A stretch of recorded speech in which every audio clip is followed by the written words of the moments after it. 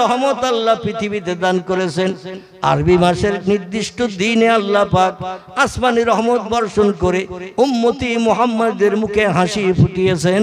চিল্লায়ে বলুন একটু সুবহানাল্লাহ। আরবিতে 12টি মাস। প্রথম মাসের নাম মুহররম, দ্বিতীয় মাসের নাম সফর, তৃতীয় মাসের নাম রবিউল আউয়াল, চতুর্থ মাসের নাম রবিউল সানি, পঞ্চম মাসের নাম জমাদুল আউয়াল, ষষ্ঠ মাসের নাম জমাদুল সানি, সপ্তম মাসের নাম রজব, অষ্টম মাসের নাম শাবান, নবম মাসের নাম রমজান, দশম মাসের নাম শাওয়াল, 11তম মাসের নাম জিলকদ, 12 নম্বর মাসের নাম জিলহজ। বোঝা গেল? আচ্ছা, আমি 3 বার বললে মুখস্থ হবে? হবে না।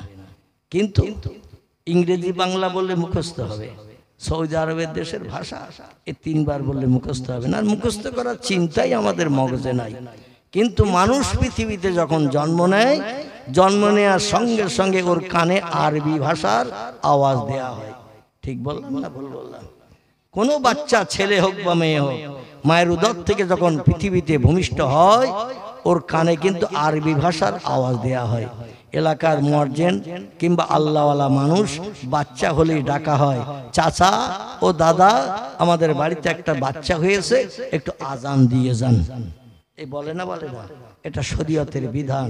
কারণ ইবলিস শয়তান যখন কোনো বাচ্চা পৃথিবীতে জন্ম নেয়, তিরমিজি শরীফের হাদিস, আল্লাহ নবী সাল্লাল্লাহু আলাইহি ওয়াসাল্লাম বলছেন, শয়তান দৌড়িয়ে এসে ওর গায়ে হাত দেয়। শয়তান দৌড়িয়ে এসে ওর গায়ে হাত দেয়, বলে প্রথম আমি তোর গায়ে হাত দিয়ে তোরে মহব্বতের বন্ধু বানিয়ে নিলাম, আমার নেতৃত্ব মানবি, আমার কথা শুনবি, আমার মতাদর্শ মোতাবেক চরিত্র তৈরি করে চলবি, এই জন্য তোরে আমি আপন বানিয়ে নিলাম, আমার দল থেকে যেন বেরিয়ে যাবি না।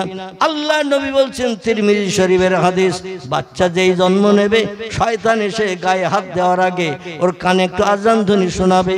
কারণ নবী সাল্লাল্লাহু আলাইহি ওয়াসাল্লাম জানিয়েছেন, আল্লাহু আকবার ধ্বনির আওয়াজ যেখানে ওঠে, এই আওয়াজটা যত দূর পর্যন্ত যায়, শয়তান তার ভিতরে ঢোকার কোনো সুযোগ পায় না। জোরে বলুন একটু সুবহান। আর শয়তান এসে যদি গায়ে হাত না লাগাতে না পারে, ওই ছেলেটাকে কুপথগামী, বিভ্রান্ত শয়তান ভবিষ্যতে করতে পারবে না। এই জন্য বাচ্চা, ছেলে হোক বা মেয়ে হোক, জন্ম নিলে আল্লাহওয়ালা মানুষ, ইমাম সাহেব, হাফেজ সাহেব কিংবা আলেম সাহেব বা নামাজি পরেশগার চাচারে ডেকে একটু আজান দিয়ে নেবেন। এটা আমাদের ধর্মীয় বিধান। তো আজান শব্দটা যেটা দেয়া হয়, মুয়াজ্জিন মসজিদে যখন আজান দেয়, কি বলে প্রথম? আলহামদুলিল্লাহ। মুয়াজ্জিন প্রথম বলে আল্লাহু আকবার। আল্লাহু আকবার শব্দটি হলো আরবি ভাষা, এর বাংলা অর্থ হলো আল্লাহ মহান, আল্লাহ শ্রেষ্ঠ, আল্লাহ বড়, আল্লাহর উপরে বড় আর কেউ নাই। এই কথাটা বলে ওর কানে প্রথম আওয়াজ দেয়া হয়। আচ্ছা, মানুষ যখন মারা যায়, কাপড়ে চকলেটের মতো মুড়িয়ে 3টে বাঁধন দিয়ে কবরে যখন নামানো হয়, তখন ইংরেজি বলা হয়, তো কথা বলেন, ফার্সি বলা হয়, উর্দু বলা হয়, হিন্দি বলা হয়, বাংলা বলা হয়, কি কোনো ভাষা বলা হয়? কবরে যখন লাশ নামানো হয়, দেখবেন আরবি ভাষায় তারে শেষ বিদায় দেয়া হয়, বিসমিল্লাহে, ও আল্লাহর বান্দা, আমরা শুরু করছি তোমার কানে একটু তথ্য পৌঁছে দেওয়ার জন্য। সেই তথ্যটি হলো বিসমিল্লাহে ফি সাবিলিল্লাহি ওয়া আলা মিল্লাতে রাসূলিল্লাহ। জোরে বলুন একটু সুবহানাল্লাহ। কবরে রাখা হলো লাশ, মাথার বাঁধন খোলা হলো, কোমরের বাঁধন খোলা হলো, পায়ের দিকগার গিরোর কাপড় খোলা হলো, গোলাপ পানি টানি ছিটানো হলো। এবার উপরে বাঁশ বাকারে দিয়ে যখন মাটি চাপা দেওয়া হবে, মাটি চাপা দেওয়ার পরে ইমাম বলে, শেষ বিদায় নিয়ে চলে যাব, তোমার বাপের কবরের ধারে আমরা আর কোনোদিন আসবো না, তো ভবিষ্যতে যদি ডেকে আনো কিছু মালমাত্তা লাগবে, তার প্রতিদানে হাত তুলে দোয়া করব। তো তোমার বাপ কতদিন এই কবরে থাকবে সেটা জানিয়ে দিতে চাই। এখন বাপ তো অন্ধকার গর্ত কবরের ভিতরে, যে কবরের দরজা নাই, জানালা নাই, অন্ধকার বদির কারাগার। আল কবরুন বাইতুদ্দুদ, আল কবরুন আউয়ালান মিন মানাজিল আখিরা। আল্লাহ নবী বলছেন, কবর হলো পোকামাকড়ের ঘর। আল কবরুন জুলমাতুন আদিকুহু, কবর হলো অন্ধকার বদির কারাগার। এখানে যে ব্যক্তি নিষ্কৃতিভাবে কিয়ামত পর্যন্ত কবরে সে সুখ সমৃদ্ধিতে বসবাস করবে, আর কবর পরীক্ষায় যে লোকটি ফেল করে যাবে সে কিন্তু চরম বিপদগ্রস্ত হবে, কিয়ামত পর্যন্ত জাহান্নামের আগুনে তারে দগ্ধ হতে হবে। এই জন্য কবরস্থ ব্যক্তি কতদিন থাকবে ও তো জানে না। আপনজন কাঁধে করে নিয়ে নামিয়ে দিয়ে উপরে মাটি চাপা দিল। তাই সবাই মিলে দেখবেন কবরস্থ ব্যক্তিকে শেষ বিদায়ের ভাষণ দেয়া হয়, সবাই মিলে পড়ো। আমি ইমাম একলা পড়লে কবরস্থ ব্যক্তি শুনতে পাবে না, কারণ এখন অন্ধকার বদির কারাগারে মাটির ভিতরে গর্তে রয়েছে, জানলা নেই, দরজা নেই, বাইরের হাওয়া ঢুকবে না। আমি একা আওয়াজ দিলে কবরস্থ ব্যক্তি বুঝবে না। তাই সবাই মিলে বলো, মিনহা খলাকনাকুম ওয়া ফিহা নুঈদুকুম ওয়া মিনহা নুখরিজুকুম তারাতান উখরা। এখানে বোধহয় বলে না, বলে এখানেও বলে। দুনিয়ার সব জায়গায় কোরআনের উদ্ধৃতি, এটা কোরআনের আয়াত। ওকে বলা হচ্ছে মিনহা খলাকনাকুম। ও চাচা, ও দাদা, তুমি যেখানে কবরে কবরস্থ হয়েছো, তোমার লাশ এখন সই দেয়া হয়েছে, যেখানে তোমারে শোয়ানো হলো পূর্বে এই মাটি দিয়েই তোমারে তৈরি করা হয়েছিল। মিনহা খলাকনাকুম, পূর্বে এই মাটি দিয়ে তোমার দেহ বানানো হয়েছিল, তাই মাটির গর্তে তোমারে আমরা রেখে দিলাম। অফিহা নুঈদুকুম। ও চাচাজি, দাদাজি, আপনজন, আত্মীয় স্বজন, যতদিন না পর্যন্ত পশ্চিম দিকে সূর্যোদয় হবে, পূর্ব দিকে সূর্য অস্তমিত না হবে, ততদিন পর্যন্ত এই কবরে তোমারে থাকতে হবে। কবে কিয়ামত হবে জানি না, ততদিন পর্যন্ত ধৈর্য ধরার অধৈর্য প্রকাশ করো। এই জায়গা ছাড়া তোমার নসিবার কোনো জায়গা জুটবে না। অমিনহা নুখরিজুকুম। আরেকটা তথ্য আমরা সবাই মিলে তোমারে দিচ্ছি, যাতে কান খোলসা করে শুনে নাও। ও চাচা, দাদা, চাচিমা, দাদিমা, শুনে নাও। এই কবর থেকে তোমারে আবার একদিন উত্থাপিত করা হবে, কবর থেকে আবার একদিন তোমারে বার করা হবে।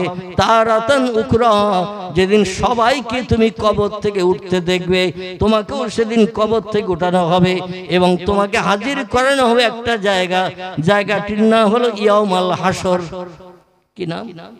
হাসর। হাসর, ওই হাসরের ময়দানে তোমারে হাজির করা হবে। আবার সেখানে কতদিন থাকতে হবে তথ্যটা পয়গম্বর জানিয়ে দিয়েছেন। 50 আলফা সানা মিম্মা তাউদ্দুন। দুনিয়ায় যেভাবে তোমরা মাস গণো, যেভাবে দিন গণনা করো, 24 ঘন্টার দিন গণনা করো, 30 দিন 31 দিনে মাস গণনা করো, এইভাবে 360-65 দিনে বছর গণনা করো। হাসরের মাঠে অত সময় পর্যন্ত তোমাকে অবস্থান করতে হবে, অত সময় সূর্যের রৌদ্রে দাঁড়িয়ে থাকতে হবে। দিনটা হবে 50,000 বছরের সমান। কতদিন?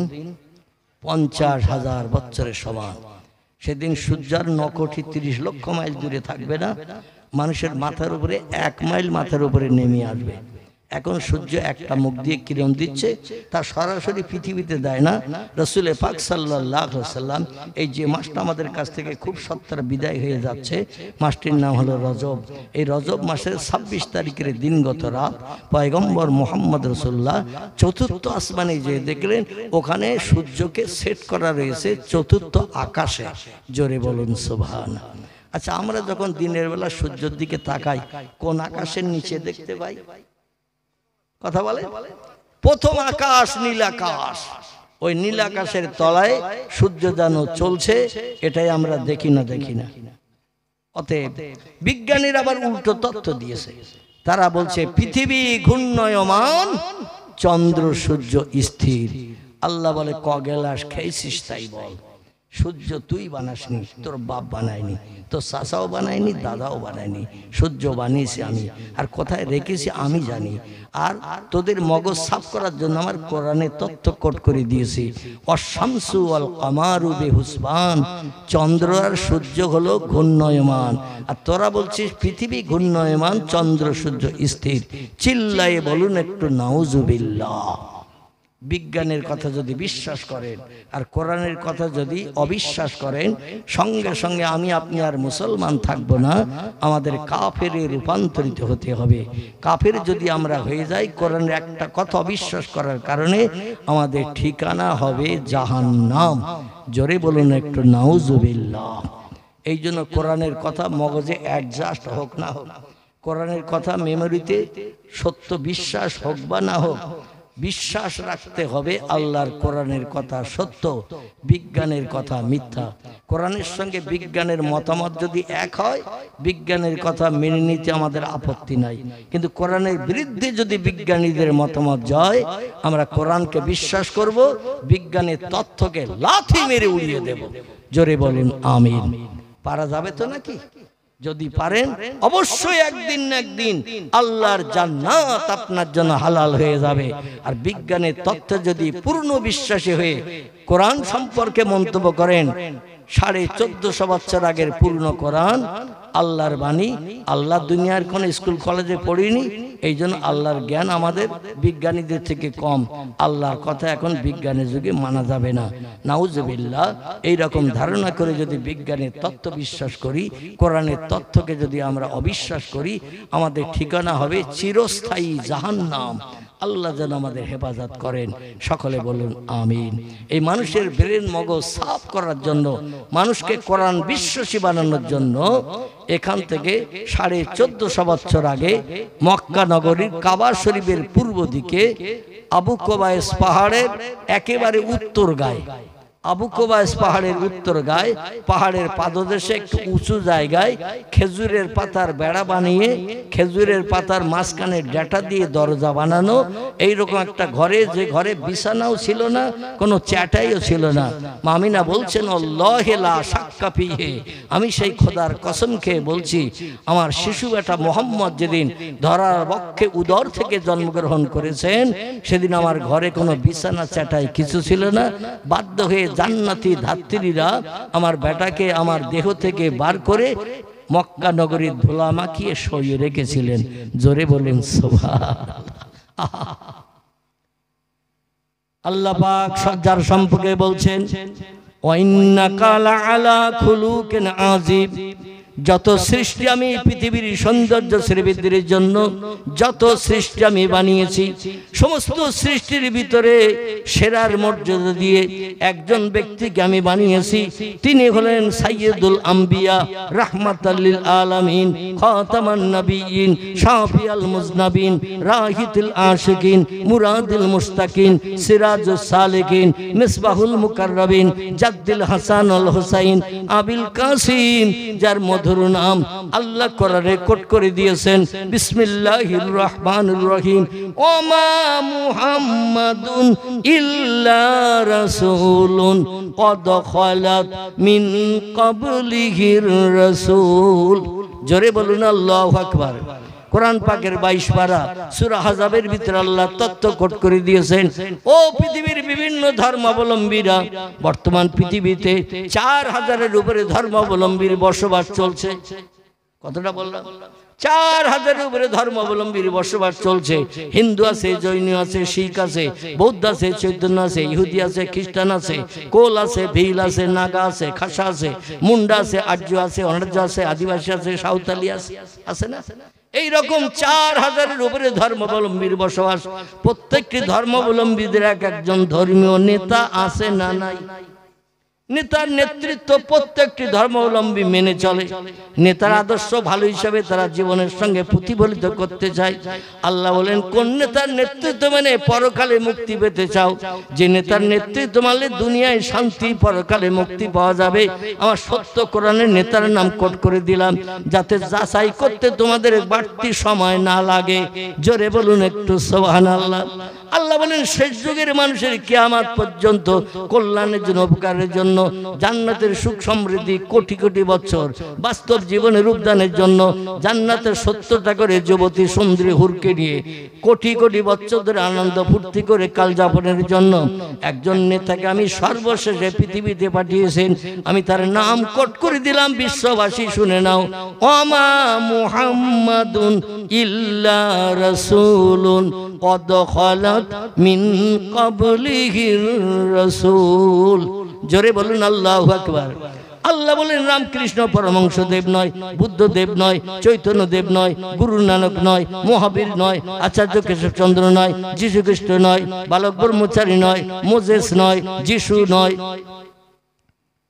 তোমাদের কল্যাণের দায়িত্ব পালন করে পৃথিবীতে সর্বশেষ যিনি আগমন করবেন আমি তার নাম কোট করে দিলাম মুহাম্মাদুর রাসূলুল্লাহ। জোরে বলা যাবে না একটু সুবহানাল্লাহ? আল্লাহ বলেন কদ খলাত মিন ক্বাবলিহির রাসূল। পূর্ব জমানার মানুষের কল্যাণের জন্য আমি পূর্বে পৃথিবীতে মানুষকে হেদায়েত দিতে, সুপথ দেখাতে, ভালো পথের প্রতীক বানাতে, আমার জান্নাত হালাল বানাতে পূর্বেও কিছু পয়গম্বর পৃথিবীতে পাঠিয়েছিলাম। কোরআনে পাকের ভিতরে আল্লাহ কিছু পয়গম্বরের নাম কোট করেছেন পূর্ব যুগের মানুষের নেতা হিসাবে।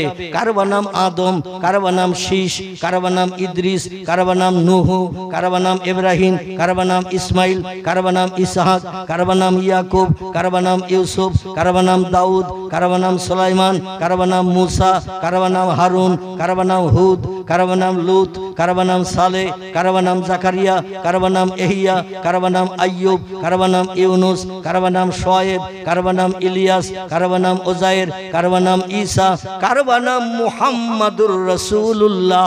চিল্লায়ে বলুন একটু সুবহানাল্লাহ। শেষে কোন নাম বললাম? শেষে মুহাম্মাদুর রাসূলুল্লাহ এসেছেন সব পয়গম্বরের শেষে। এবং আল্লাহ বলছেন খাতামান নাবিয়্যিন, আমি নবীদের শেষ করে পৃথিবীতে পাঠিয়েছি। লা নবিয়্যা বাদি, কিয়ামত অবধি মুহাম্মদের পরে আর কোনো মহামানব পৃথিবীতে আসবে না, আগমন হবে না। জোরে বলুন একটু সুবহানাল্লাহ। আল্লাহ পাক রব্বুল আলামিন সেই নবীকে মুহররম মাসে না পাঠিয়ে, সফর মাসে না পাঠিয়ে, আমার ভাইরা এমন করে জমাদিউল আওয়ালে না পাঠিয়ে, জমাদিউল সানিতে না পাঠিয়ে, রজবে না পাঠিয়ে, শাবানে না পাঠিয়ে, রমজানে না পাঠিয়ে, শাওয়ালে না পাঠিয়ে, জিলকদে না পাঠিয়ে, জিলহজে না পাঠিয়ে পয়গম্বরকে পৃথিবীতে পাঠিয়েছেন রবিউল আউয়াল মাসে। ঠিক বললাম তো না ভুল বললাম? রবিউল আউয়াল মাসে। রবিউল আউয়াল শব্দটি হলো আরবি ভাষা। কি ভাষা? আরবি ভাষা। আরবিতে রবিউল শব্দের বাংলা অর্থ হলো বসন্ত, আউয়াল মানে হলো প্রথম। আল্লাহ বলছেন আমি 12টি মাসের ভিতরে একটি মাসের নামকরণ করেছি রবিউল আউয়াল, আর একটা মাসের নামকরণ করেছি রবিউস সানি। একটা মাসের নাম হলো প্রথম বসন্ত, আর একটা মাসের নাম হলো দ্বিতীয় বসন্ত। রবিউল আউয়াল প্রথম বসন্ত, রবিউস সানি দ্বিতীয় বসন্ত। এই দুটি মাসের মর্যাদা রক্ষা করতে তামাম পয়গম্বরের সেরা পয়গম্বর যিনি হলেন সাইয়্যিদুল আম্বিয়া, সব নবীর সর্দার নেতা, যিনি আল্লাহ তারে পাঠালেন রবিউল আউয়াল মাসে। জোরে বলুন একটু সুবহানাল্লাহ। আবার তার মরণটা করালেন ওই রবিউল আউয়াল মাসে। ঠিক বললাম না ভুল বললাম? আল্লাহ বলেন পৃথিবীর কোন মানুষ কিয়ামত পর্যন্ত চেষ্টা করলো আমার নবীর মর্যাদা নস্যাৎ করতে পারবে না, বলতে পারবে না মুহাম্মাদের মর্যাদা যেমন আমার মর্যাদা অবিকল তেমন। এই কথা আল্লাহ কাউরে বলতে দেবে না বলে যে মাসের যে তারিখ যে বার পয়গম্বরকে ধরার বক্ষে আল্লাহ ভূমিষ্ঠ করালেন। আবার 63 বছর পর ওই মাসের ওই একই তারিখ একই বার আল্লাহ নবীজির জীবনে জুটিয়ে দুনিয়া থেকে ইন্তেকাল করিয়ে বিশ্ববাসীকে জানিয়ে দিলেন তোমাদের জন্ম হবে আষাঢ় মাসের 13 তারিখ সোমবার, মরণ করব তোমাদের বৈশাখ মাসের 17 তারিখ বুধবার। তোমাদের জন্ম হবে জ্যৈষ্ঠ মাসের 20 তারিখ রবিবার, মরণ হবে তোমাদের ফাল্গুন মাসের 17 তারিখ মঙ্গলবার। যে মাসের যে তারিখ যে বার তোমার জন্ম হবে কিয়ামত পর্যন্ত কারো নসিবে একই মাসের একই তারিখ একই বার, কারো নসিবে মরণ জুটবে না। মাসও যদি জোটে আষাঢ় মাসে জন্ম, আষাঢ় মাসে মরণ, কিন্তু দেখবেন তার ওই জন্মটা যে মাসে জন্ম সেই মাসের তারিখটা জুটবে না। 12 তারিখ কি 15 তারিখ 20 তারিখ যে তারিখে জন্ম নিয়েছে ওই তারিখে আবার মরণ, এটা তার নসিবে কোনোদিন কিয়ামত পর্যন্ত জুটবে না। আবার আল্লাহ পাক রব্বুল আলামিন কোন মানুষের নসিবে একই মাস একই তারিখ একই বার যে বারে জন্ম নিয়েছে ওই একই বারই মরণ নসিবে জুটবে না। তিনটির ভিতরে কোন একটা আল্লাহ পরিবর্তন করিয়ে তার মর্যাদা সম্মানকে হ্রাস করে দেবেন কিয়ামত পর্যন্ত, যাতে মুহাম্মদ রাসূলুল্লাহর মর্যাদা সম্মান আল্লাহ অটুট রেখে কিয়ামত পর্যন্ত বিশ্ববাসীর কাছে নজির সৃষ্টি করেছেন এবং কিয়ামত পর্যন্ত নজির থাকবে। আল্লাহ বলেন শোনো, আরবি 12 মাসের ভিতরে দুটি মাসের নামকরণ করেছি। বসন্ত মাস, বসন্ত আমাদের বাংলা ঋতুকালের ভিতরে দেখবেন দুটি মাসকে বসন্তকাল বলা হয়, যে মাস দুটো আমাদের কাছে সব থেকে প্রিয় পছন্দনীয়। এই মাস দুটির নাম কি? ঘুমিয়ে পড়েছেন? আরে যা একটা নাম বলবেন তো, আমি তো আছি, চেষ্টা করব সংশোধনের। কিন্তু যদি তথ্য না দেন তাহলে তো সংশোধন হবে না। ঠিক বললাম না ভুল? একটু তথ্য দেবেন আমার ভাইরা। বাংলায় 12টি মাসকে 6টি ভাগে ভাগ করে ঋতুকাল করা হয়েছে। ঋতু ঋতু এই 6টি ঋতু গ্রীষ্ম, বর্ষা, শরৎ, হেমন্ত, শীত আর কথা বলেন বসন্ত। গ্রীষ্ম, বর্ষা, শরৎ, হেমন্ত, শীত আর বসন্ত 6টা ঋতুতে 12 মাসকে ভাগ করা হয়েছে, 2 মাস করে ঋতুকাল বলা হয়েছে। এই 6টি ঋতুর ভিতরে কোন ঋতুটা আমাদের কাছে সব থেকে প্রিয় পছন্দনীয়? এত সহজ করে বলছি তাও মগজে আসতেছে না। 6টি ঋতুর ভিতরে কোন ঋতুটা প্রিয় পছন্দনীয়? এই 6টি ঋতুর ভিতরে 5টা ঋতু আমাদের নাম শুনলে ভয় হয়। গ্রীষ্মকাল যেই আমাদের কাছে আসে, ফ্যানের হাওয়া খুঁজি না খুঁজি না, এয়ার কুলারে ঠান্ডা বাতাস খুঁজি না খুঁজি না, কিংবা এসি ঘরে ঢুকতে চাই না চাই না। প্রচন্ড রৌদ্রতা বৈশাখ জ্যৈষ্ঠ মাসে পড়ছে, এই জন্য রৌদ্র থেকে নিষ্কৃতির জন্য এসি ঘর খুঁজি, এয়ার কুলারের ঘর খুঁজি, ফ্যানের হাওয়া খুঁজি। বৈশাখ জ্যৈষ্ঠ মাসের নাম শুনলে ভয় পাই, পুকুরের পানিও পর্যন্ত গরম হয়ে যায়। ঠিক কি না? এরপরে 2টি মাসকে একটা ঋতু বলা হয়েছে। গ্রীষ্মর পরে হলো বর্ষা। কি বলা হয়? বর্ষা। বর্ষা বর্ষাকাল আষাঢ় আর শ্রাবণ 2টি মাসকে বর্ষাকাল বলা হয়েছে। বর্ষাকালের নাম শুনলে আপনাকে বাইরে যেতে গেলে ছাতা বগল দাবাই করে নিয়ে যেতে হবে না? হবে না? থলিতে করে ছাতা নিয়ে যেতে হবে না? হবে না?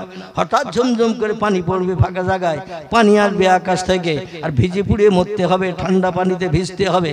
এই জন্য অধিকাংশ ব্যক্তি বর্ষাকালে ছাতা নিয়ে বার হয় না? হয় না? আবার বর্ষাকালে দেখবেন আকাশ থেকে পানি বর্ষণ হওয়ার কারণে এলাকার রাস্তাঘাট এখন তো পাকা হয়ে গেছে।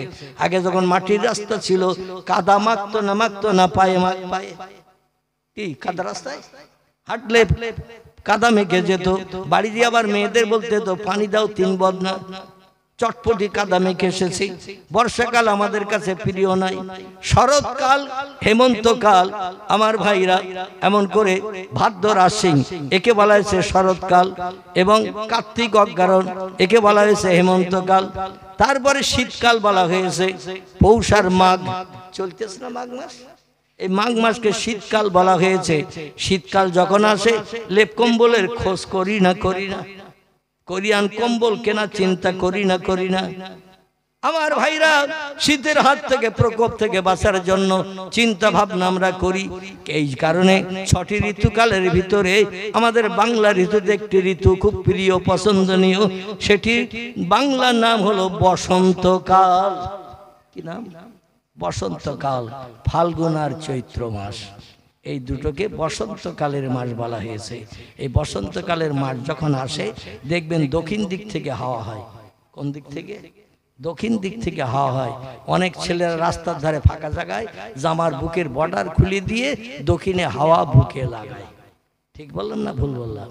আর এই বসন্তকালে দেখবেন কোকিলেরা গাছের শিখরে, গাছের মাথায় বসে বসে ভোরবেলা একটু আওয়াজ দেয় সলিমউদ্দিন চাচার ঘুম ভাঙানোর জন্য, আব্দুল করিম ভাইয়ের ঘুম ভাঙানোর জন্য কুহু কুহু করে ডাকতে থাকে এই বসন্তকালের ঋতুতে।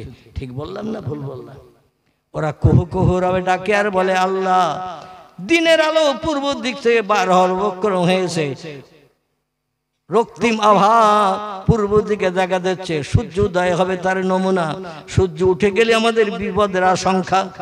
ও আল্লাহ কাক চিল শকুন ফিঙে পাখি আমাদের চক্ষু বেড়ে দেখতে পাবে না, দিনের আলো যেই বেরিয়ে যাবে আমাদের তখন পালাতে হবে, লুকাতে হবে, অন্যথায় ঠুকরে ঠুকরে আমাদের জীবন নাশ করে দেবে।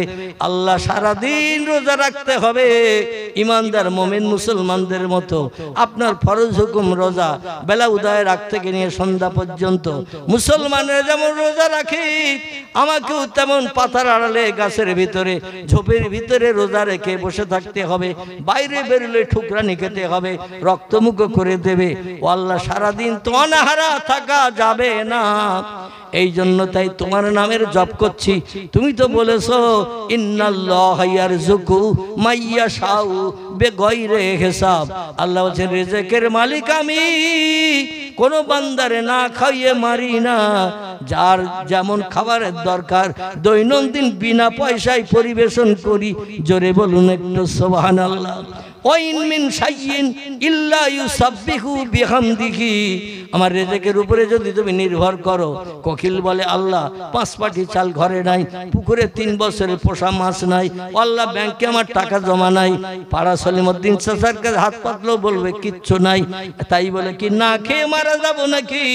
আল্লাহ আমার তো পুকুরে মাছ নাই, 5 পাটি চাল নাই, ব্যাংকে টাকা নাই, ও আল্লাহ অনাহারা হয়ে মারা যাব নাকি? আবার পাখিদের কামড় ঠোকর শুনতে হবে। ও আল্লাহ তাই ভোরবেলা তোমারে ডাকি, কুহু কুহু রবে আল্লাহু আল্লাহ আল্লাহু আল্লাহ, এই রবে তোমারে ডাকে। তুমি তো কোরআনে সূরা ইয়াসিনের ভিতরে তত্ত্ব দিয়েছো ওয়াইন মিন শাইইন ইল্লা ইউসাব্বিহু বিহামদিহি। জোরে বলুন একটু আল্লাহু আকবার। আল্লাহ বলছেন আমার নামের জপ জিকির যারা করে, আমার নামের স্মরণ যারা করে, আমি আল্লাহ তাদের না খাইয়ে মারি না। আমার দেওয়া খাবার ছাড়া একদানা বাড়তি তারা খেতে পারে না, একদানা কমও খায় না। যেটা প্রত্যেকটি সৃষ্টির জন্য বরাদ্দ করি সেটাই তার নসিবে জুটে যায়। জোরে বলুন একটু আল্লাহু আকবার। এই জন্য কোকিলেরা দিনের বেলা ঠোকরানি খাওয়ার ভয়তে গাছের পাতার ভিতরে ঝোপের আড়ালে চুপ করে থাকে। আল্লাহ বলছেন ভোরবেলা আমার নামে জপ করছিস, এই ভোরবেলা শান্তির ঘুমের বিছানা লেপ কম্বল ছেড়ে ঠান্ডা পানিতে ওযু করে যারা নামাজে দাঁড়িয়ে যায়, এরা আল্লাহর প্রিয় হয় না অপ্রিয় হয়? এরা আল্লাহর সব থেকে প্রিয় হয়। ফজরের নামাজটা কিন্তু কষ্টের নামাজ, ফজরের নামাজটা অনেক কষ্টের নামাজ। এই নামাজ যারা আদায় করে আল্লাহ তাদের অতি আপন হয়ে যায়। আল্লাহ বলছেন কোকিল রে আমার নামে জপ করছিস ভোরবেলা, আল্লাহ আল্লাহ বলছিস, তুই যেখানে বসে বসে এই ভোরবেলা আমার ডাকছিস। গতকাল বিকালবেলা এই গাছের ডালে বসে থেকে সন্ধ্যা হয়ে গেছে, রাত হয়ে গেছে, ভোর হয়েছে। যে ফলটা গতকাল তুই দেখেছিলি কাঁচা, এখন একটু তাকিয়ে দেখ ভোরের আবসা আলো বেরিয়েছে, ওই ফলটা আমি পাকিয়ে দিয়েছি। তুই আল্লাহ আল্লাহ করছিস বলে কাঁচা ফল পাকিয়ে তোর জন্য রেডি করে রেখেছি। জোরে বলুন সুবহানাল্লাহ। ওইখানে তাকিয়ে দেখ, ওই পাকা ফলটা খা, কলিজা ঠান্ডা কর, ঝোপের ভিতরে সারাদিন থাক, তোর আর ক্ষুধার যন্ত্রণায় কষ্ট পেতে হবে না। জোরে বলুন সুবহানাল্লাহ। আলহামদুলিল্লাহিল্লাযী হাদানা লিহাযা ওয়া মা কুন্না লাউলা আন হাদানাল্লাহ ওয়াশহাদু আল্লা ইলাহা ইল্লাল্লাহু ওয়াহদাহু লা শারীকা লাহ শাহাদাতান মান আমানা বিল্লাহি ওয়া কাফারা বিজ্জিবতি ওয়াত তাগুত ওয়াশহাদু আন্না সাইয়্যিদানা ওয়া নাবিয়ানা ওয়া হাবিবানা ওয়া শাফিয়ানা ওয়া সামাদানা ওয়া মাওলানা মুহাম্মাদান সাল্লাল্লাহু আলাইহি ওয়া সাল্লামা আবদুহু ওয়া রাসূলুহু নবিউল মাকারিমিল আখলাকিল মাওসুফ ওয়া বিল কামালিল আওসাফিল মানউত ফাকাদ ক্বালা আল্লাহু তাআলা في كلامه المجيد وفي الفرقانه الحميد أعوذ بالله من الشيطان الرجيم بسم الله الرحمن الرحيم وما محمد إلا رسول قد خلت من قبله الرسول وقال الله تعالى في آية أخرى لقد كان لكم في رسول الله أسوة حسنة وقال النبي صلى الله عليه وسلم من أحب سنتي فقد أحبني ومن أحبني كان معي في الجنة كما قال النبي صلى الله عليه وسلم وقال الله تعالى في شان حبيبه إن الله وملائكته يصلون على النبي يا أيها الذين آمنوا صلوا عليه وسلموا تسليما اللهم صل على مولانا محمد وعلى آل سيدنا مولانا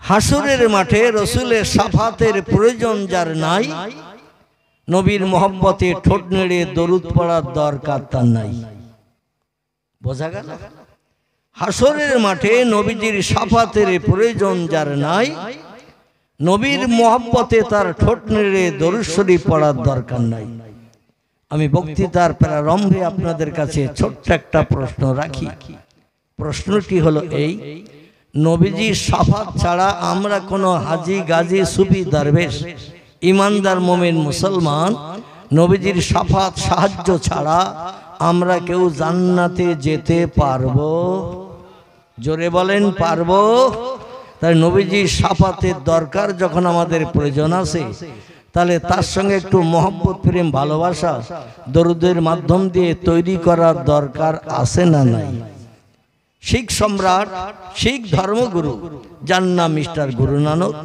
তিনি একটি তথ্য দিয়েছেন ইতিহাসে বইটির নাম হলো হযরত মুহাম্মদ সাল্লাল্লাহু আলাইহি সাল্লাম সম্পর্কে অমুসলিম মনীষীদের বাণী বইটির নাম লেখকের নাম ডক্টর আফাজুল্লাহ রোমেনা আফাজ সেই বইতে তথ্যটা লেখা হয়েছে শিখ ধর্মগুরু যার নাম হলো মিস্টার গুরু নানক আমাদের পয়গম্বরের মহব্বতে দরুদের সম্পর্কে একটি তথ্য তিনি কোট করেছেন বইয়ের পৃষ্ঠায় কিয়ামত পর্যন্ত এই তথ্যটা বই থেকে মুছবে না জোরে বলুন একটু মারহাবা আর একটু জোরে বলা যাবে না মারহাবা আচ্ছা আজকের জলসায় তাবারক কি সিম্পল নাকি হ্যাঁ ভালো তাবারক আছে নাকি তো আমরা তো লাভে লোহা বইতে চাই বিনা লাভে তুলোর বস্তাও কেউ মাথায় নিতে চাই না তাবারক যদি ভালো থাকে অন্ত সে উপলক্ষ করে তো একটু কণ্ঠর আওয়াজ জোর হওয়া উচিত আছে না নাই একটু জোরে আওয়াজ দেবেন আপনাদের আওয়াজ শুনে আমি যেন বুঝি এখন রাত 8টা বাজে কটা বললাম রাত 8টা বাজে আমার তো কিডনি একটা আমার কথা বলার নিয়ম ডাক্তারি ফর্মুলায় আসতে, কিন্তু ওয়াজ করতে করতে আমার ও কথার মনে থাকে না, এই জন্য আমি একটু জোরে কথা বলে বসি। তো আমি যদি অসুস্থ, কিডনি রোগাক্রান্ত অসুস্থ ব্যক্তি, এখনো পূর্ণ সুস্থতা পাই নাই, তারপরেও যদি আমি জোরে জোরে চিল্লায়ে কথা বলি, তাহলে আপনাদের কণ্ঠের আওয়াজ আমার থেকে একটু উঁচু হওয়ার দরকার আছে না নাই? আছে। এই জন্য একটু কথার আওয়াজ দেবেন। আমি ওয়াজ করতে করতে যেন বুঝি আপনারা রাত 8টার সময় মজলিসে বসে আছেন, 10:30টার এই চিন্তা ভাবনা মগজে যেন কেউ নেবেন না, তাহলে কিন্তু আমার ওয়াজ মাথায় উঠবে, মানে ওয়াজ করতে পারবো না। এই জন্য আমি কিছু কথা বলবো, আপনারা শুনবেন, আপনারা আমার কথার প্রত্যুত্তর দেওয়ার জন্য একটু আওয়াজ তুলবেন, আমি শুনবো। এই জন্য বক্তা শ্রোতার কথার আওয়াজ যেখানে হয় সেখানে একটা জজবা তৈরি হয়, আর যেখানে জজবা তৈরি হয় আল্লাহ খুশি হয়ে যে সমস্ত রহমতের দরজা ওই মজলিসে খুলে দিয়ে থাকেন। জোরে বলুন সুবহান। গুরু নানক বলছেন, সাধু সমাজকারক ব্রাহ্মণ গাজী পীর ও কুতুবগণ অশেষ উপকার কুড়াইতে পারবেন যদি তারা ইসলামের নবীর প্রতি একটু ভক্তি ভরে দরুদ শরীফ পাঠান। একটু জোরে বলা যাবে না মারহাবা? আবার শুনুন, গুরু নানক বলছেন, সাধু সমাজকারক ব্রাহ্মণ গাজী পীর ও কুতুবগণ অশেষ উপকার কুড়াইতে পারবেন যদি তারা ইসলামের নবীর প্রতি একটু ভক্তি ভরে দরুদ শরীফ পাঠান। গুরু নানক বলেন নাই সময় সুযোগ হাতে পেলে রামকৃষ্ণ পরমহংসদেবের নামের জপ জিকির করিও, মহাবীরের নামে তসবিহ পড়িও, আচার্য কেশবচন্দ্রের প্রশংসা করিও। এ কথা গুরু নানক বলে নাই। পাঞ্জাবিদের ধর্মীয় নেতা বলছেন, সময় সুযোগ যদি একটু হাতে পাও, ইসলামের নবীর প্রতি একটু মহব্বতের সঙ্গে বেশি বেশি করে দরুদ শরীফ পাঠ করে নাও। নবী বলছেন, মান সাল্লা আলাইয়া ওয়াহিদান, পৃথিবীর কোন ব্যক্তি দরুদের মাধ্যম দিয়ে আমার নামের স্মরণ যদি করে একবার, সাল্লাল্লাহু তাআলা আলাইহি আশারাতান, আল্লাহ পাক খুশি সন্তুষ্ট হয়ে যে ওই লোকটির নামের স্মরণ করেন 10 বার। জোরে বলা যাবে না সুবহানাল্লাহ? নারায়ে তাকবীর। দরুদের মাধ্যম দিয়ে নবীজির নামের স্মরণ যদি আমরা করি একবার, আল্লাহর পয়গম্বর বলছেন সাল্লাল্লাহু তাআলা আলাইহি আশারাতান, আল্লাহ পাক এত খুশি সন্তুষ্ট হয়ে যায় নবীর মহব্বতে দরুদ শরীফ পড়ার কারণে, আল্লাহ বান্দার নামের স্মরণ করেন 10 বার। ছোট্ট একটা প্রশ্ন আপনাদের কাছে জিজ্ঞাসাবাদ করি, 24 ঘন্টার দৈনন্দিন দিনে আল্লাহ যদি কোনো বান্দার নামের স্মরণ একটা বার মাত্র করেন, 24 ঘন্টার দৈনন্দিন দিনে আল্লাহ যদি কোনো বান্দার নামের স্মরণ একটা বার মাত্র করে, ওই বান্দার বিপদে মুসিবতে দুঃখে দুর্দশায় অভাবে সমস্যায় রোগে শোকে সাহায্যের জন্য আর কারো কাছে হাত পাতার দরকার থাকবে নাকি? সেই খোদার কসম, 24 ঘন্টা দৈনন্দিন দিনে আল্লাহ কোনো বান্দার নামের স্মরণ যদি একটা বার মাত্র করে, ওই বান্দার জন্য এনাফ, ওই বান্দার জন্য যথেষ্ট। বিপদে মুসিবতে দুঃখে দুর্দশায় অভাবে সমস্যায় রোগে শোকে সাহায্যের জন্য আর কারো কাছে হাত পাততে হবে না, আল্লাহ তার জন্য যথেষ্ট হয়ে যাবে। তাহলে নবীর মহব্বতে দরুদ শরীফ পড়া লাভ না লস? আজকের কর্তৃপক্ষদের তরফ থেকে আমাকে একটু অনুরোধ করা হয়েছে, বহুত দিন পর বোরারিশা গ্রামে এসেছি, তো বাড়িওয়ালা ভাইরা ওনাদের বাড়িতে একটু গিয়েছিলাম 2-10 মিনিটের জন্য বসার জন্য। আমি মনে মনে করছিলাম যে একেবারে স্টেজে ঢুকি, তো ওনাদের বাড়িটা এখান থেকে বেশ কিছুটা দূর। আমি রাতের বেলা চলতে গেলে আমার একটু গা টলে, মানে শরীরের সবলতা সক্ষমতা এখনো পূর্ণ পাই নাই। তারপর চোখের পাওয়ার অনেক লেস হয়ে গেছে, রাতের বেলা ভালো দেখতেও পাই না। মানে সুগারের কারণে এখনো দৈনন্দিন 3 বার করে আমার নাভিতে ইনসুলিন ঢোকাতে হয়। অপারেশনের পরে 4 বার করে দিতাম দৈনন্দিন, সকাল 7টায়, বেলা 10টায়, দুপুরে খাওয়ার পর, রাত্রিতে শোয়ার সময়। এখন 4 বার থেকে কমিয়ে 3 বার করে সুচ ঢোকাতে হয়। এখান থেকে প্রোগ্রাম সেরে বাড়ি যাব, ইনসুলিন দেব, তারপরে খাবো। মানে ইনসুলিন দিয়ে স্টেজে উঠলে আবার মাঝে মাঝে মাথা ঘুরিয়ে সেন্সলেস হয়ে যায়। এই জন্য ইনসুলিন দেওয়া যায় না বক্তৃতা করতে গেলে। বক্তৃতা করলে সারা শরীরে রক্ত এমন করে চলে, তো রক্ত সারা দেহে ওলট পালট হয়। এই জন্য মাঝে মাঝে সুগার ফল্ট করে মানে মাঝে মাঝে আমি বেহুশ মার্কা হয়ে যাই। কয়েকবার হয়েছি বাংলাদেশে। যাই হোক, এই জন্য আমি কোনো জলসায় এসে তাদের বাড়িতে খাই না, কোনো কিছুই আমি ভক্ষণ করি না। ফল তো রাত্রে খাই না প্রায় 1 বছরের মতো। অধিকাংশ কর্তৃপক্ষরা ফল টল নিয়ে আসে, আমি বলি ভাই রাত্রেতে খাই না, কারণ একটু সর্দি লাগার ভয় আমার আছে। মাঝে মাঝে ভাত বা রুটি খেতে গেল মাঝে মাঝে নাক দিয়ে পানির মতো মানে সেলেসে যারে বলি বা শিকনি যারে বলি বা নাকের পোটা যারে বলি এমনি এমনি গড়িয়ে পড়ে। তো যাই হোক, আমি আপনাদের কাছে বলছি যে পয়গম্বর মুহাম্মদ রাসূলুল্লাহ সাল্লাল্লাহু আলাইহি ওয়াসাল্লামের বাল্যকালের জীবন ইতিহাস পূর্বে অনেক ওয়াজ নসিহত করেছি, ক্যাসেটে আছে। তো যাই হোক, হয়তো তাদের ভালো লাগে শুনতে। আর নবীজির জীবন ইতিহাসের থেকে ভালো ওয়াজ পৃথিবীতে আর আছে? নবীজির জীবন ইতিহাসের থেকে ভালো ওয়াজ পৃথিবীতে আর নাই। এই জন্য তাদের ইচ্ছা হয়েছে এবং এলাকার মেয়েরাও নাকি দাবি করেছে হুজুরকে বলবেন আসলে বিশ্ব নবীর বাল্যকালের জীবন ইতিহাস একটু আলোচনা করতে।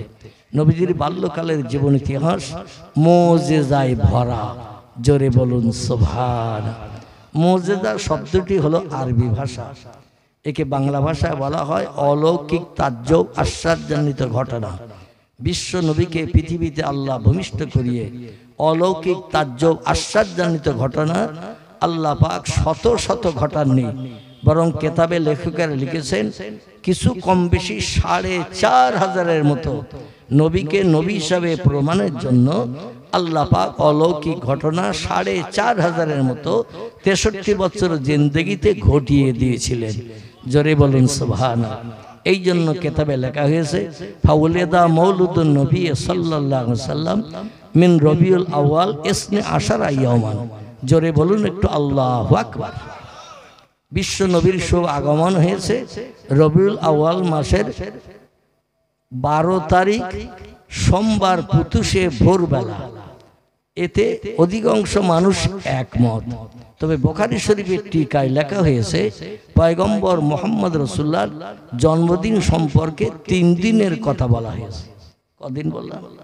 বিশ্ব নবীর জন্মদিন সম্পর্কে বুখারী শরীফ ইমাম আবু আব্দুল্লাহ মুহাম্মদ ইবনে ইসমাইল বুখারী রাহমাতুল্লাহ আলাইহি ইরাকের এমন করে খোরাসানের বোখারা নগরীর কীর্তি সন্তান, তিনি এই বুখারী শরীফটা মানুষের জন্য তোহফা উপঢৌকন দিয়ে গেছেন, যার ভিতরে কম বেশি 6500-এর মতো হাদিস শরীফ লিপিবদ্ধ আছে।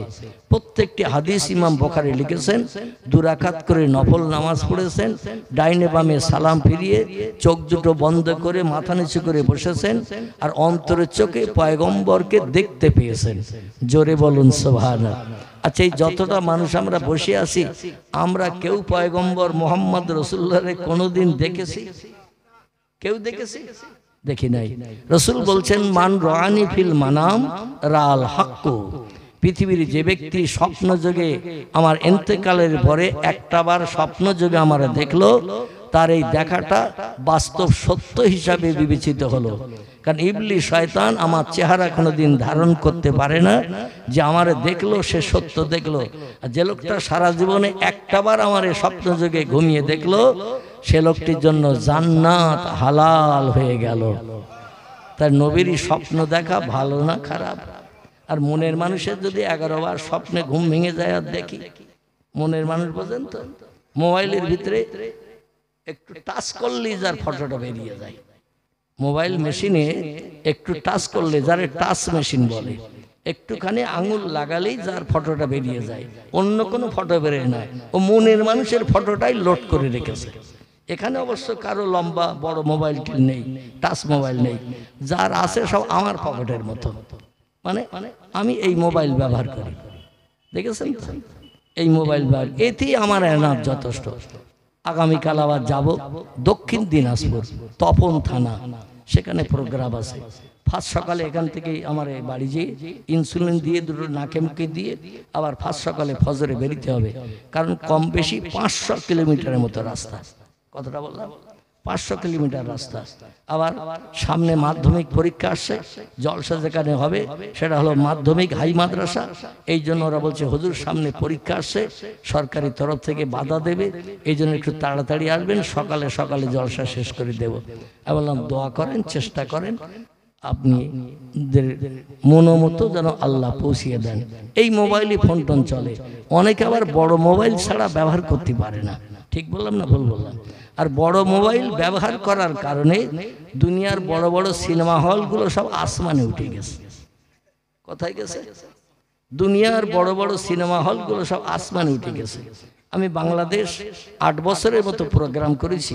বাংলাদেশ হলো মুসলমানদের দেশ, যে দেশে শতকরা 95% মুসলমান বাস করে। 100-র ভিতরে 95 জন মুসলমান। হিন্দু মেয়েরা যখন রাস্তায় বেরোয় বাজার টাজার করতে বা শাড়ি চুড়ি কিনতে, ওরাও মুসলমানদের মেয়েদের মতো মাথায় কাপড় দিয়ে যায়। ওদের কপালে কোনো রকম সিঁদুর টিঁদুর থাকে না, হাতে ওদের শাখাও থাকে না, মানে মুসলিম পরিবেশে চলাফেরা করে, কেউ যেন দেখে নাক না ছিটকায়। মুসলমানদের পরিবেশে চলে। আর আমাদের এখানে মুসলমানদের মেয়েরা হিন্দুয়ানা পরিবেশে রাস্তায় বার হয়, যাতে ওরা যেন ওদের দিদি হিসাবে আমার চিনে নেয়। ঠিক বললাম না ভুল বললাম? যাই হোক, আমি যেটা বলতে চাচ্ছিলাম, এখন আপনারা যদি বলেন হুজুর সিনেমা হল আসমানে উঠে গেছেন বললেন, বিষয়টা তো বুঝলাম না। তাহলে আমি গোটা কয়েক সিনেমা হলের নাম করি, শুনলেই আপনারা বুঝতে পারবেন যে কেমন আসমানে উঠে গেছে। আমাদের এই উত্তর 24 পরগনা দেগঙ্গা বলে একটা থানা আছে। কি থানা? দেগঙ্গা থানা। এই দেগঙ্গা থানার আগে বাজার আছে, মার্কেট, দেগঙ্গা বাজার। এই দেগঙ্গা বাজারে ঢুকতেই ডান পাশে একটা বড় সিনেমা হল ছিল। বর্তমান সে সিনেমা হল ভেঙে চুরমার করিয়ে সেখানে আবার অন্য ব্যবসার জন্য বিল্ডিং বানানো হয়েছে। আমাদের বসিরহাটে একটা সুনামীয় সিনেমা হল ছিল, কম বেশি আপনারা নাম জানেন, তার নাম হলো ফাল্গুনী। কি নাম বললাম? রাস্তার ধারি ডান পাশে বারাসাতের দিকে যেতে ফাল্গুনী সিনেমা হলও ভেঙে চুরমার করে সেখানে আবার মালিক চিন্তা ভাবনা করেছে কি ব্যবসা করা যায়। আমাদের বসিরহাটে আরো একটা বড় সিনেমা হল ছিল, আমাদের ময়লা খোলার ওখানে, মানে তালপুকুর রোড, যেটা তালপুকুর রোড এসেছে না, ওই তালপুকুর রোড, ওই রোডের একেবারে মুখের কাছে কাছাকাছি সিনেমা হলটির নাম ছিল দেবযানী। কি নাম বললাম? সেও ভেঙে চুরমার করে আকাশে তুলে দিয়েছে। কারণ এখন আর সিনেমা হলে কোনো ছেলে মেয়ে যাওয়ার প্রয়োজন নাই, কারণ প্রত্যেকের পকেটে একটা করে সিনেমা হল ভরা। ঠিক বললাম না ভুল বললাম? আমি ভুল বললে ধরিয়ে দেবেন, সংশোধন করে নেব। আর আপনারাও ভুল তথ্য দিলে আমিও সংশোধনের চেষ্টা করব। তবে এতেকাফের নিয়ত করে বসে থাকলে হবে না। রমজান যখন আসবে এতেকাফের নিয়ত করে বসবেন, কেউ নিষেধ করবে না। ঠিক কি না? এখন এই সামনে যে মাস আসছে বা আমাদের কাছে হাতছানি দিয়েছে, এই মাসটির নাম হলো শাবান মাস। কি মাস বললাম? শাবান মাস। যাই হোক, এই শাবান চলে যাবে, তারপরে ইতিকাফের নিয়তের মাসের গন্ধ পাওয়া যাবে। ঠিক কি না?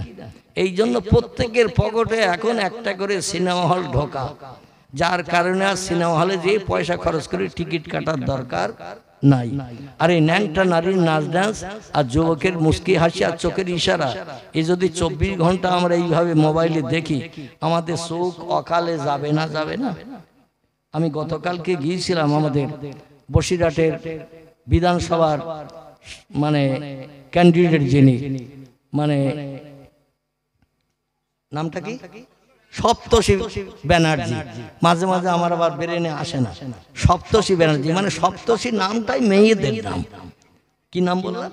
মেয়েদের নাম। কিন্তু বেটা ছেলে নাম কেন যে মেয়েদের নামে রাখলো আল্লাহই বেশি জানেন, আমি জানি না। সপ্তর্ষি মেয়েদের নাম হবে, ছেলেদের নাম আলাদা হবে। মেয়ে ছেলে এরা তো আলাদা, কিন্তু মেয়েদের নাম যেমন কালী, ছেলেরও নাম মেয়েরও নাম। এই ভুল বললাম নাকি? কালী, কালী আমাদের পাড়ায় আছে, গ্রামে আছে কালী ছেলেরও নাম মেয়েরও নাম। এখন কি বলে আপনি চেনবেন নাম ধরে ডেকে, সেও আবার বিষয় ব্যাপার, অনেক অসুবিধা আছে। কারণ এখন মেয়েরা মাথায় আর লম্বা চুল রাখে না এবং গায়ে আর শাড়ি টাড়ি আর পরে না বা সালোয়ার কামিজ পরে না। ছেলেরা যেমন প্যান্ট মেয়েরাও তেমন প্যান্ট, ছেলেরা যেমন শার্ট মেয়েরাও তেমন শার্ট, ছেলেরা যেমন বাবলি চুল বগমার্কা মেয়েরাও তেমন বাবলি চুল, লম্বা চুল আর রাখে না। এখন মেয়েদের চিনবেন কি করে নাম শুনে? আমি চেনার একটা পন্থা মাঝে মাঝে পূর্বেও বলেছি, 3 বছর বলার সুযোগ পাইনি অসুস্থ থাকার কারণে। আল্লাহ সুস্থ করেছেন, গত কার্তিক মাসের 2 তারিখ থেকে টুকটাক প্রোগ্রামে বেরোচ্ছি। তো যাই হোক, এই মেয়েদের চেনার একটা নমুনা এখন বলতে আমার লজ্জা লাগছে, না বললেও হবে না, মানে মাথার চুল দেখে চেনা যায় না। আর ওদের মুখে তো গোপদাড়িও নাই, ছেলেদের গোপদাড়ি থাকে, তো ছেলেরাও মোমেনা আমেনার মতো গোপদাড়ি বিহীন হয়ে গেছে। ঠিক না ভুল? অধিকাংশ ছেলেরা মুখে গোপও রাখে না, দাড়িও রাখে না, যার কারণে ছেলে মেয়ে চেনা মুশকিল। প্যান্ট আর শার্ট পরা চিনবেন কি করে? এখন আমি চেনার একটা নমুনা বার করেছি, বুকের দিকে তাকালে একটু উঁচু নিচু দেখতে পাবেন। ঠিক বললাম না ভুল বললাম? বুকের দিকে তাকালে একটু উঁচু নিচু দেখতে পাবেন। ছেলেদের বুকের দিকে তাকালে দেখবেন সমান, মেয়েদের তাকালে একটু উঁচু মার্কা দেখা যাবে না, যাবে না। ওই ছাড়া মেয়েদের আর চেনার কোনো লাইন নাই আমার ভাইরা। এই জন্য হাল্লা বেহাল বালা, নারী পুরুষ যখন একত্রিত হয়ে রাস্তাঘাটে পথে চলবে, আল্লাহ নবী বলছেন আসমানে গজবের অপেক্ষা করো। তসবির দানার সুতো কেটে দিয়ে তসবির একটা মুখ উপরে ধরলে দানা যেমন টপ টপ করে পৃথিবীতে নির্গত হবে, পড়বে, আল্লাহর আসমানি গজব আমার উম্মতের উপরে ওই রকম তসবির দানার ন্যায় টপ টপ করে পড়বে। জোরে বলুন একটু নাউজুবিল্লাহ। সেই যুগে আমরা এসে গেছি। এই যুগে ঈমান রক্ষা করা খুব বড় কষ্ট, খুব বড় কষ্ট, খুব বড় সাংঘাতিক ব্যাপার। কিভাবে আপনার ঈমান শয়তান চুরি করে নিয়ে যাবে আপনি নিজেও বুঝতে পারবেন না। এই জন্য আখেরি জমানার সেই যুগ, আমাদের একটু সাবধানতা অবলম্বন করে আল্লাহর পয়গম্বর মুহাম্মদ রাসূলুল্লাহ জীবন আদর্শের উপরে আমাদের জীবন গাড়িটা চালাতে হবে। তাহলে তার মাধ্যম দিয়ে আল্লাহ হয়তো আমাদের ঈমানটা রক্ষা করিয়ে জান্নাত হালাল বানাতে পারে। জোরে বলুন সুবহানাল্লাহ। আমার ভাইরা, পয়গম্বর মুহাম্মদ রাসূলুল্লাহ সাল্লাল্লাহু আলাইহি ওয়াসাল্লাম সম্পর্কে আমি পাক কালাম কোরআন মাজিদের 22 পারা থেকে সূরা আহজাব থেকে একটি আয়াত সেন্টেন্স আপনাদের কাছে রেখেছি। নবী মুহাম্মদ রাসূলুল্লাহর মর্যাদা সম্মান পৃথিবীতে সবথেকে সেরা, এ সম্পর্কে একটা কোরআনের আয়াত রেখেছি। আর পয়গম্বর মুহাম্মদ রাসূলুল্লাহ জওয়ানি মোবারক আমি একটি হাদিস আপনাদের কাছে পরিবেশন করেছি। বিশ্ব নবীর আদর্শের রঙে রেঙে চলতে পারলে পরকালে কোনো ভয় নাই। এবং ইসলামিক কেতাবের ভিতরে লিপিবদ্ধ হয়েছে পয়গম্বর মুহাম্মদ রাসূলুল্লাহ পৃথিবীতে আগমন করেছিলেন মায়ের উদর থেকে রবিউল আউয়াল মাসের 12 তারিখ সোমবার। জোরে বলুন সুবহানাল্লাহ। যে কথাটা বলতে যে আমি আপনাদের কাছে আলোচনা করছিলাম, পৃথিবীতে হাদিস শরীফের ভিতরে সব থেকে দামি কিতাব যেটি, এই কিতাবটির নাম হলো বুখারী শরীফ। কি নাম বললাম? এছাড়া আরো অনেকগুলো হাদিসের কিতাব আছে। কারো নাম মুসলিম শরীফ, কারো নাম তিরমিজি, কারো নাম আবু দাউদ, কারো নাম ইবনে মাজাহ, কারো নাম নাসাই, কারো নাম দারমি, কারো নাম দারকুতনি, কারো নাম বাইহাকি, কারো নাম তিবরানি, কারো নাম মুয়াত্তা মালিক, কারো নাম মিশকাতুল মাসাবি, কারো নাম ইবনে হাব্বান, কারো নাম আল হাকিম, কারো নাম আল মুস্তাদরাক, কারো নাম তারগিব। এগুলো সব সহিহ হাদিসের কিতাবের নাম। ভরা আছে পয়গম্বর মুহাম্মদ রাসূলুল্লাহর জবানি, কিছু কম বেশি 3.5 লক্ষের মতো। জোরে বলা যাবে না একটু সুবহানাল্লাহ? নারায়ে তাকবীর। শরীয়তের ফতোয়ার কিতাবে মুফতিগণ জানিয়েছে কোরআনে আছে 114টি চ্যাপ্টার সূরা অধ্যায় এবং 6666টি সেন্টেন্স বাক্য আয়াত, 3,44,740টি হরফ বর্ণমালা অক্ষর। অন্যান্য বর্ণনাকারীরা আবার মতভেদ করে কিছু পার্থক্য বর্ণনা করেছেন।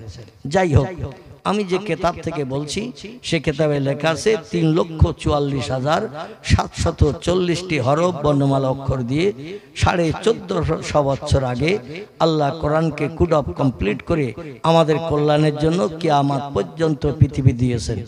কোরআন ততদিন পৃথিবীতে মানুষের ঘরে থাকবে কিয়ামত যতদিন আসন্ন না হবে। কিয়ামত হওয়ার কিছুদিন আগে কোরআনের পৃষ্ঠাগুলো সাদা কাগজ থাকবে, আল্লাহর বাণী লৌহে মাহফুজে সংরক্ষিত মিষ্টি মধুর ভাষা। আল্লাহ এটা কোরআন থেকে উঠিয়ে নিয়ে নেবেন। কোরআন যতদিন পৃথিবীতে থাকবে ততদিন পশ্চিম দিকে সূর্য উদয় হবে না। জোরে বলুন সুবহানাল্লাহ। পূর্ব দিকে সূর্য অস্তমিত হতে যাবে না। এই কোরআন উঠে যাওয়ার পরে আল্লাহ অ্যাকশন করবেন। তিনি শুধু বলবেন ইন্নামা আমরুহু ইযা আরাদা শাইয়ান আইয়াকুলা লাহু কুন ফায়াকুন। জোরে বলুন আল্লাহু আকবার। আমার ভাইরা, কোরআন শরীফের 22 পারা সূরা ইয়াসিনের ভিতরে আল্লাহ তথ্য রেকর্ড করেছেন। তিনি বলছেন আমি আল্লাহ যখন কোনো বিষয়ে কোনো হুকুম করি, এজা আরাদা শাইয়ান কোনো কিছু তৈরি করার পরিকল্পনা ইচ্ছা প্রকাশ করি, আইয়াকুলা লাহু আমার জবান দিয়ে শুধু একটু বলি কুন হ ফায়াকুন, সঙ্গে সঙ্গে সেটা হয়ে যাবে, সঙ্গে সঙ্গে সেটা হয়ে যায়। আমার কোনো কিছু বানাতে তৈরি করতে 1 সেকেন্ডের জায়গায় 2 সেকেন্ড সময় কোনদিন লাগেনি এবং ভবিষ্যতেও লাগবে না। আমরা যেটা দেখতে পাই না সেটা সবার আগে দেখতে পাই কে? জোরে বলেন। আল্লাহ দেখতে পান। আমরা যে কথা সবার আগে শুনতে পাই না সে কথাটা সবার আগে শুনতে পায় কে? আমরা যে জিনিসটা সবার আগে দেখতে না পাই আমাদের সবার আগে দেখতে পান সেটা কে? যে কাজটা আমরা তাড়াতাড়ি করতে পারি না সে কাজটা সবার আগে তাড়াতাড়ি করেন কে? তিনি হলেন আল্লাহ সুবহানাহু তাআলা। তিনি বলছেন আমি যখন কোনো বিষয়ে কোনো হুকুম করি, এজা আরাদা শাইয়ান কোনো কিছু তৈরি করার পরিকল্পনা ইচ্ছা প্রকাশ করি, আইয়াকুলা লাহু আমার জবান দিয়ে শুধু একটু বলি কুন।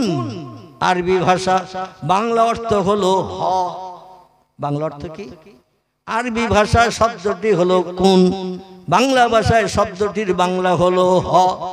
আল্লাহ বলেন এটা হ ওটা হ, সঙ্গে সঙ্গে ফায়াকুন, সঙ্গে সঙ্গে সেটা বাস্তবে রূপান্তরিত হয়। জোরে বলুন একটু সুবহানাল্লাহ। আমাদের প্রিয় নেতা রাহবার কামলিওয়ালা মুহাম্মদ রাসূলুল্লাহ আল্লাহ পাক আরবিতে 12টি মাসে বছর গণনা হয়, ইংরেজিতে 12টি মাসে বছর গণনা হয়, বাংলায় 13টা মাসে বছর হয় নাকি? কি? আল্লাহু আকবার। তাহলে বাংলায় 12টা নাকি? আপনারা ঘুমিয়ে আছেন কিনা তা একটু যাচাই করতে চাচ্ছি, মানে হ্যাঁ বলেন কিনা। আমি মাঝে মধ্যে হাত তুলতে বলি, কিছু মানে হাত তুলে দেয়, কিন্তু হাতটা তোলার কোনো দরকার নাই, তবু তোলে। মানে বসে থাকে শ্রোতা এখানে, মন থাকে বাড়ির গরম গোশতের হাঁড়িতে। ঠিক বললাম না ভুল বললাম? আর গোশতের হাঁড়িতে যদি মন থাকে হুজুর কখন ছেড়ে দেবে, গরম গরম যদি ঠান্ডা হয়ে থাকে শীতকাল, তাহলে গরম গরম তো স্টোভে গরম করে কিংবা কাঠ দিয়ে একটু গরম করে গরম টেস্টফুল খাবো, এই চিন্তায় যদি এখানে কেউ বসে থাকে, হুজুর বলবে নেতাজি, শ্রোতা শুনবে পেয়াজি। হুজুর বলবে জ্যোতি বোস, শ্রোতা শুনবে তক্ত ঘোষ।